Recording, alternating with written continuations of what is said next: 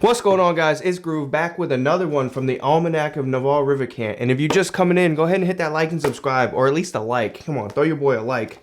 It's free of charge.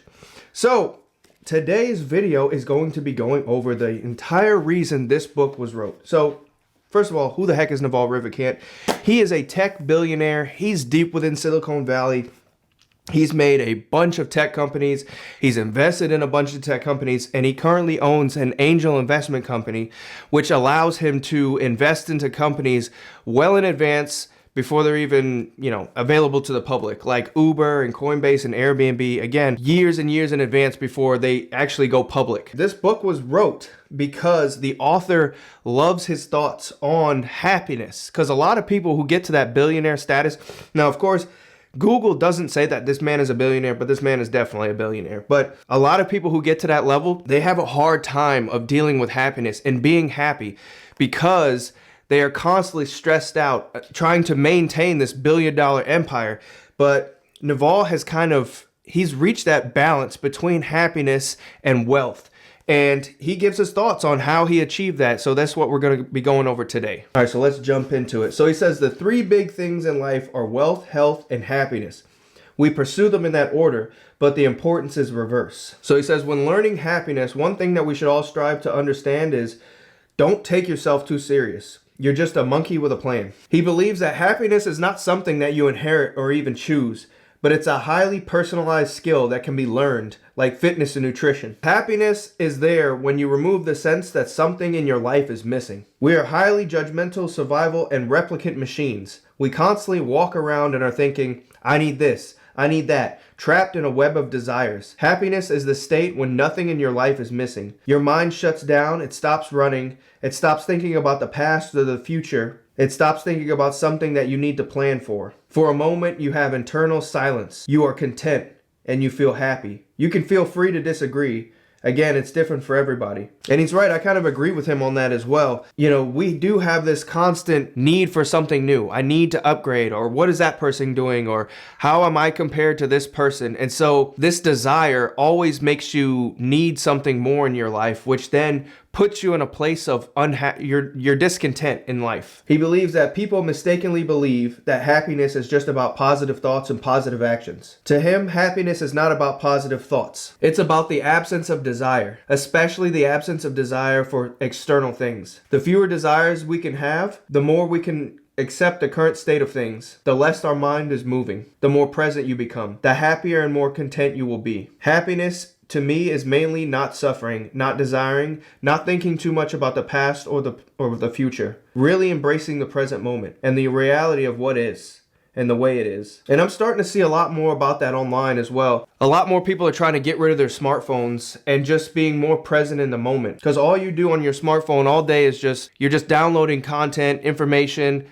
TikTok, YouTube, Instagram. You're seeing people traveling, you're seeing people living their best lives. You make yourself unhappy because you're constantly desiring the things that other people have. He says nature has no concept of happiness or unhappiness. The world we live in just reflects your own feelings back at you. Reality is neutral. Reality has no judgments. You're born, you have a whole set of sensory experiences and stimulations, and then you die.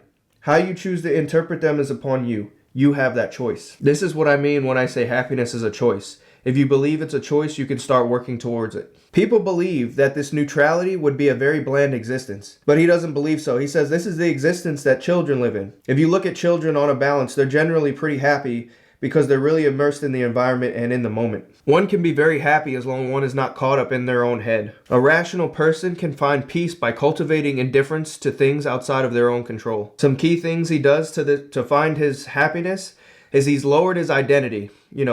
Getting rid of the titles. So many people are wrapped up on titles. I'm this, I'm that, I have this degree, I'm this title at my own job, I'm the manager of so-and-so, this is who I am. They're so wrapped up in that. So you have to lower your identity, or at least he does. He lowers the chattering in his mind, which is a big one. A lot of people we're constantly wrapped up in our thoughts. And I read a stat too, 80 or 90% of our thoughts are just mindless negative thoughts. So if you can lower the chattering in your mind And it's hard to do, but if you can become more present, stop thinking about the past and all the bad situations you've been through. Stop thinking about the future and all. This one is really tricky because you have to think about the future. You have to have an understanding about where you're going in life. You have to have a 5-year plan, a year plan, a 10-year plan. But at the same time, it's like once you have that plan in place, you have to try not to think about it too much. Know it's there and know it's in the background, but just lower the chattering. Don't worry about it. Don't think about it too much. He says, I don't care about things that don't really matter. I don't get involved in politics. I don't hang around unhappy people. I really value my time on this earth.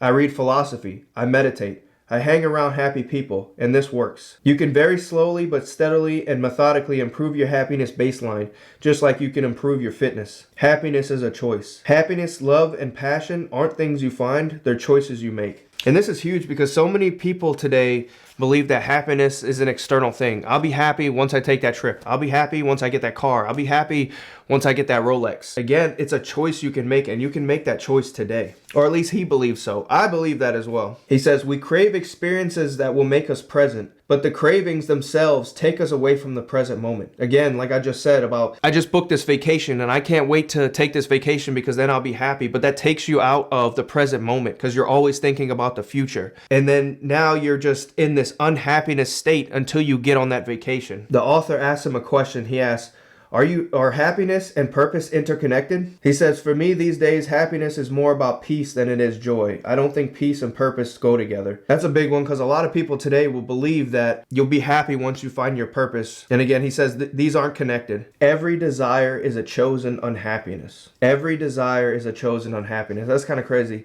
He says, I think the most common mistake for humanity is believing that you're going to be made happy because of some external circumstance. Again, he says, we've bought a new car. Now I'm waiting for the new car to arrive. It's a silly object. It's a silly car. It's not going to change my life much at all. Most people are addicted to the desire of new things. That handbag, that watch, that car, that vacation, that trip. When you stay in this state of desire, you stay in a state of unhappiness until you get that thing. Desire is a contract that you make with yourself to be unhappy until you get whatever it is that you want. When you're young, you have time, you have health, but you have no money. When you're middle-aged, you have money and you have health, but you have no time. And when you're old, you have money and you have time, but you have no health. By the time people realize they have enough money, they've lost their time and their health. Happiness is being satisfied with what you have. Success comes from the dissatisfaction you have to choose. Confucius says, you have 2 lives, and the second one begins when you realize you only have one. There is a balancing act you have to do because it's like you see a lot of people trying to live their lives in the present, but then they also just live that life until they go broke, or they'll just live paycheck to paycheck and they'll be like, screw it, whatever. I'm just going to buy that thing or I'm going to take that trip because we only have one life. But there is a balancing act that you have to do because you don't want to put yourself in the negative all the time when it comes to your money. He asks himself this question a lot. He says, if I could just sit in the room for 30 minutes and be happy, then that makes you successful. That's a very powerful place to be, but very few of us get there. A lot of people today, they got to pick up the phone, they got to be scrolling, they got to be doing something, they have to distract themselves with, alcohol or video games or content, TikTok. They got to constantly be scrolling. But he says, if you can just sit in a room by yourself and be happy for 30 minutes, you're successful. And a lot of people can't do that. If you're peaceful inside and out, that will eventually result in happiness. But peace is very hard. It's a very hard thing to come by. When you start a business, you're going to war. When you struggle with your roommates, you're going to war. Peace is happiness at rest, and happiness is peace in motion. You can convert peace into happiness anytime you want, but peace is what you want most of the time. If you're a peaceful person, anything you do will be a happy activity. You can increase your happiness over time, and it starts with believing you can do it. When working, surround yourself with people that are more successful than you.